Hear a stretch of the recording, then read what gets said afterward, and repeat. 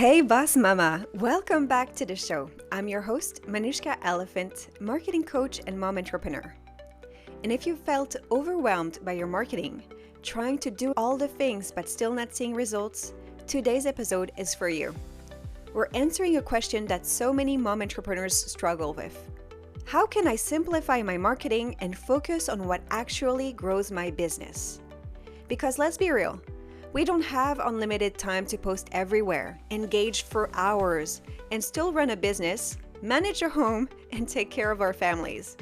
Today, I'm breaking down the 80-20 rule of marketing, the game-changing strategy that will help you cut the fluff, focus on what actually works, and start seeing bigger results with less effort. We will cover what the 80-20 rule is and why it's the ultimate shortcut to success. How to identify the 20% of efforts that bring in 80% of your results, what you should stop doing so you can reclaim your time, how to build a marketing strategy that works for your business and lifestyle. So if you're ready to work smarter, not harder, let's dive in. Hey Boss Mama!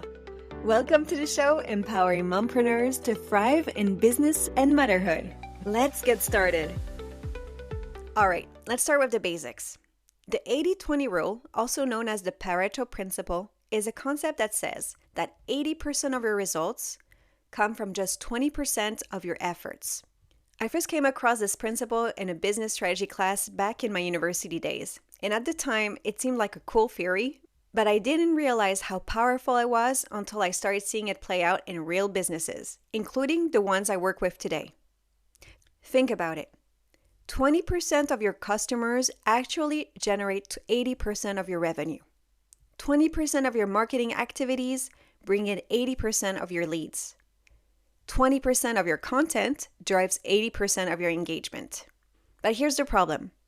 Most entrepreneurs spend too much time on the wrong things, such as posting every day on Instagram but not seeing any sales, or spending hours engaging in Facebook groups but no real leads, or even creating endless content without a strategy to convert followers into buyers. The key is to stop doing more and instead focus on what actually moves the needle. So how do we do that? Let's find your 20%. But I also want to say, if you've been wasting time on the wrong things, don't feel bad. Honestly, it's part of the journey. We all go through stages where we do things just because they're comfortable or because we see others doing them. But at some point, if you want your business to grow sustainably, you have to take stock of where you're at and make strategic decisions about where you're spending your time. And just to be clear, next level doesn't necessarily mean more clients, more money, or scaling big. For me at least, next level means working smarter. It's about shaping your business to fit your needs in terms of revenue, time, and fulfillment. So here's how you figure out what's actually moving the needle in your business. Step 1, track your last 3 to 6 months of clients or sales. Where did they come from? What marketing platform brought in the most leads?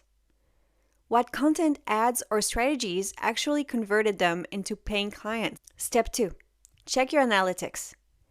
Which social media posts, emails, or promotions performed best? Which lead magnets, freebies, or funnels actually brought in sales?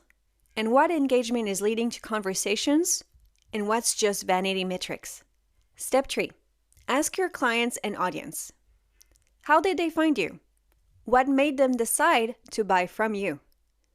And what content or message resonated with them the most? Once you do this, you'll likely realize that a small number of activities bring in nearly all of your business. The rest is just keeping you busy. Now, let's look at what you should stop doing. And here's where things get really freeing. Once you identify what's actually working, it's time to cut the things that aren't. And something that will resonate with a lot of us is to stop posting everywhere just to stay active. If Instagram isn't bringing clients, why spend hours on it? Stop engaging on every platform. If Facebook groups aren't converting, why keep commenting? And stop assuming busy equals productive. Just because you're working hard doesn't mean you're working on the right things. I have a client who once spent months fine-tuning an Instagram strategy. But when she actually looked at her sales data, She realized that 90% of her clients came from referrals and email marketing. So why was she wasting so much time trying to make Instagram her main sales driver? Once she did her analysis to understand where 80% of her revenue was coming from, she reallocated her time into nurturing her email list and creating referral incentives instead. And that's when she saw actual business growth. Now, I'm not saying ditch social media completely, but if it's not bringing in clients or sales, then it shouldn't be your top priority. Okay, now that you know what works and what doesn't, here's how to simplify your marketing and make it work for you. Step 1. Pick 1 to 2 core marketing platforms. Choose the channels that actually bring in results. If email marketing and SEO drive sales, focus there instead of chasing Instagram trends. Step 2. Batch your content. Plan content ahead of time so you're not stuck scrambling daily, and most importantly, that it supports your business focus and strategy. Step 3, automate and outsource as much as possible.